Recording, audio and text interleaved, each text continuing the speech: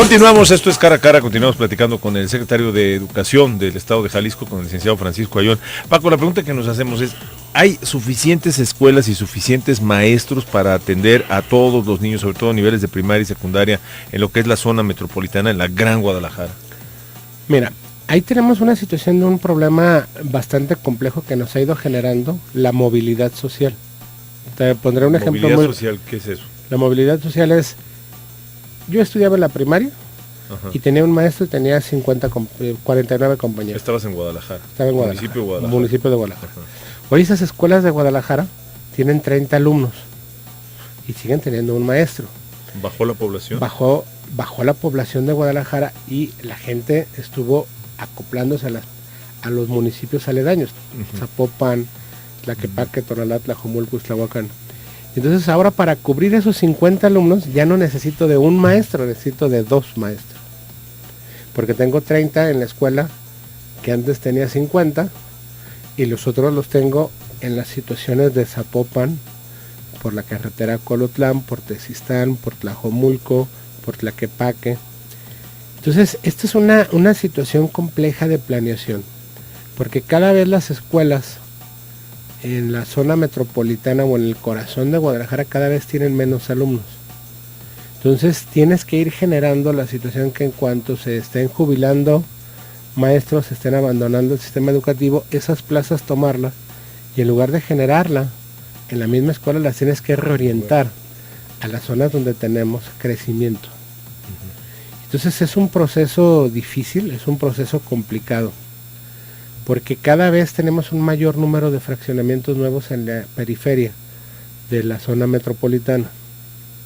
Aquí nosotros hemos trabajado, ayer tuve una reunión con algunos diputados en la noche con este tema, de verificar y checar el que las propias constructoras se vean obligadas, como ya lo hacen en otros estados, a que de un número determinado de casas en adelante se vean en la necesidad de construir escuelas. ¿No es así? No, ahorita lo que se hace es generar terrenos. O sea, te ceden un terreno. Te ceden un terreno al ayuntamiento y el ayuntamiento nos dice, oye, tengo tal situación sin escuelas y ocupo una escuela. Entonces va a ser una carrera muy compleja el estar generando escuelas conforme se generan fraccionamientos.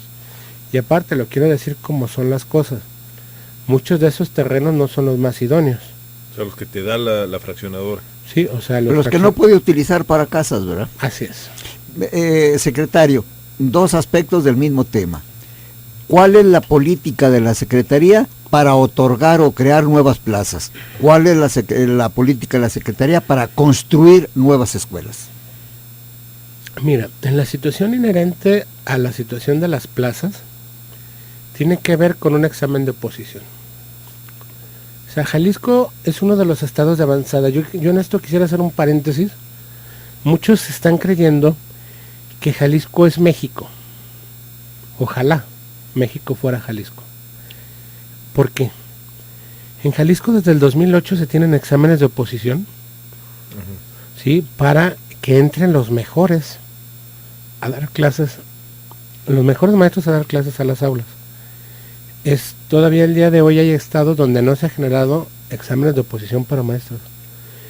Por eso es parte de la situación de la reforma educativa, porque tendrán que generarse esas plazas a partir del conocimiento. ¿Qué pasan automáticamente de las normales a ocupar una plaza? De las normales a ocupar una plaza o de los propios sindicatos magisteriales a ocupar una plaza. En Jalisco, ¿cómo se estuvo dando este proceso del 2008 para acá? Se da un porcentaje importante que del 67-70% en examen de oposición y el restante se daba en situaciones de escalafón de las propias escuelas entre los maestros. Ya ahora con las nuevas leyes el 100% de las plazas docentes son por examen de oposición. Pero si un diputado te dice, ay, te mando a mi sobrina, por favor. Pues lo que hago es darle la fecha del examen de oposición y decirle que si puede estudiar y que las fechas serán en julio próximo para poder generar el trabajo correspondiente. ¿Cómo repercute esta política en la formación que imparten las normales? Mira, la situación del Estado es una situación compleja. Te voy a poner un ejemplo. Todo el mundo nos dice que por qué los maestros no enseñan inglés.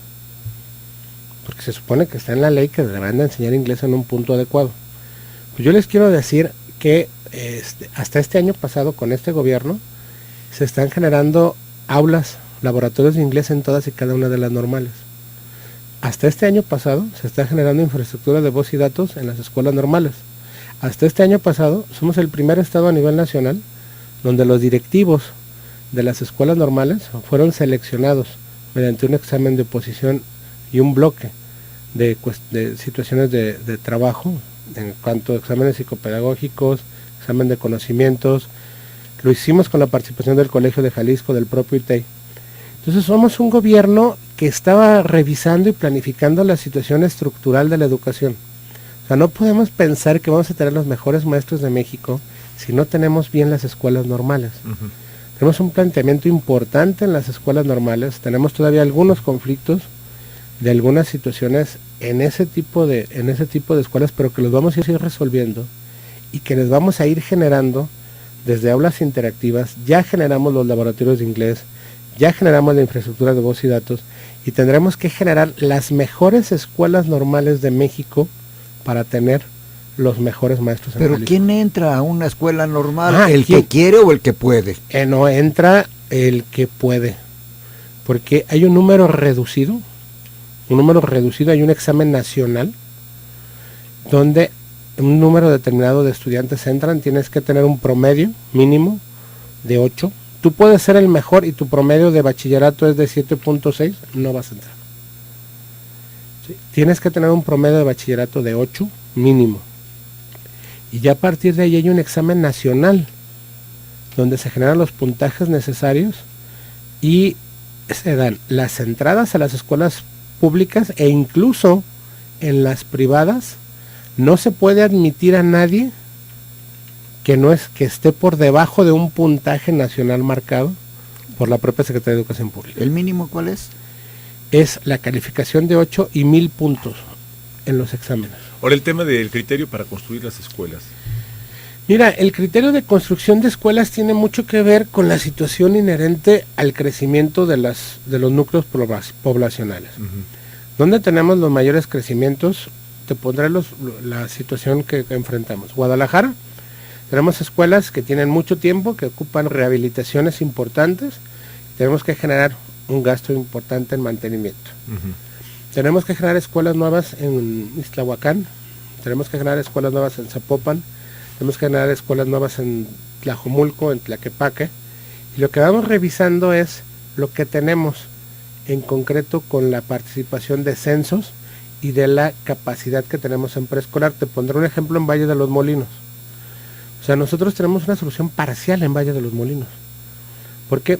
Porque tenemos 5 grupos de preescolar en la mañana, 5 grupos de preescolar en la tarde. Esos grupos de preescolar son de 35 alumnos. Y nada más tenemos 2 grupos de primaria, en la primaria. Entonces, ¿qué tendremos que crear? Pues lo primero que tendremos que crear este mismo año, para no tener un problema en esa zona, Primarios. es planeación. Nos crea una primaria en la zona, y el año que entra que nos crea una secundaria en la zona. O sea, tenemos un déficit importante de aulas en las periferias de la ciudad, en las zonas de Tlajomulco, de Tlaquepaque, de Zapopan. El ejemplo de Chulavista, en Tlajomulco. Hace 8 o 10 años les dijeron que les iban a construir una escuela que iba a estar en un año, pero que mientras estuvieran en aulas provisionales.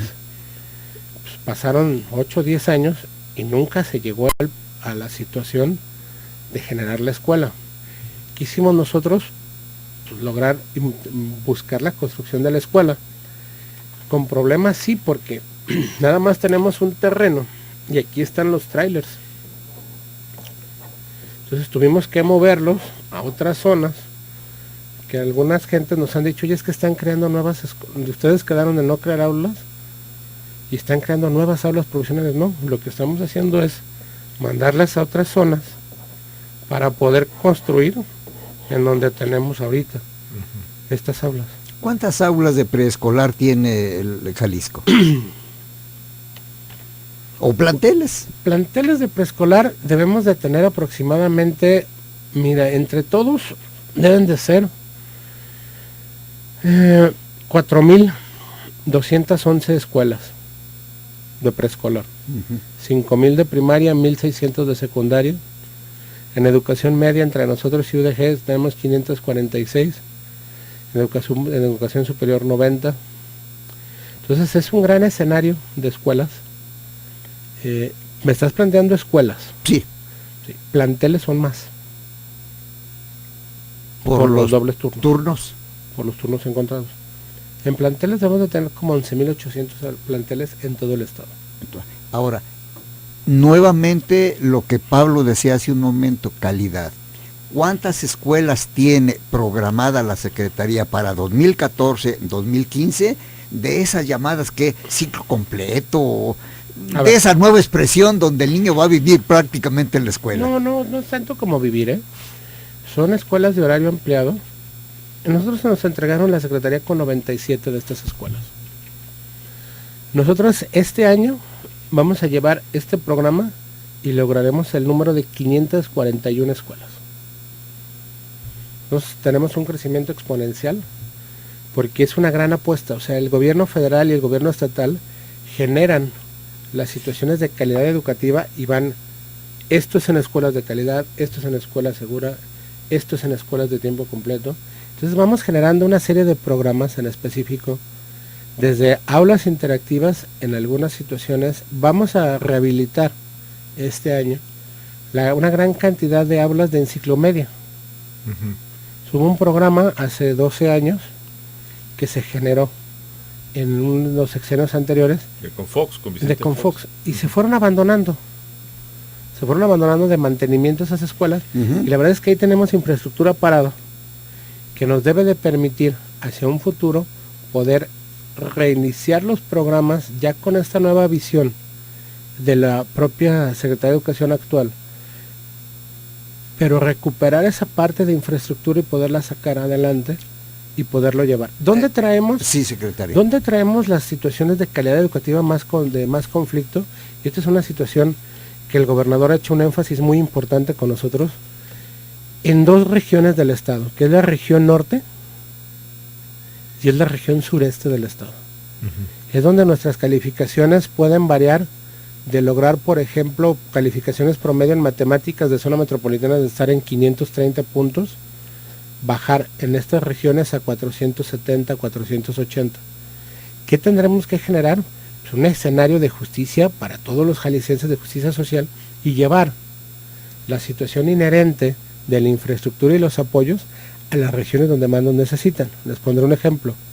El programa de escuelas de secundarias con aulas interactivas, esperamos que este año cubra el 100% de las escuelas de la zona norte, de la zona sureste, y estaremos con un programa piloto en el municipio de Ocotlán, que sería la primera ciudad media donde el 100% de las aulas de primaria, quinto y sexto y secundaria tengan aulas interactivas. Hacemos una pausa y seguimos platicando con el licenciado Francisco Ayón, secretario de Educación.